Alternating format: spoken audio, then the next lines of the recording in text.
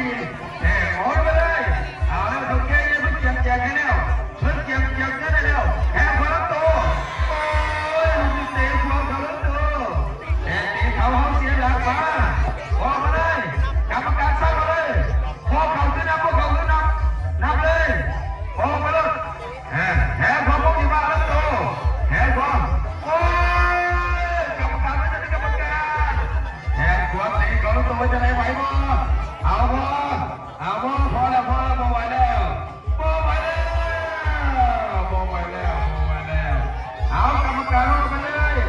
แพ้หัวเตะเขาแล้วตัวเก็บกำบาดเอาขอโทษโอ้ขอโทษหมอโอ้ยแล้วมาเตะ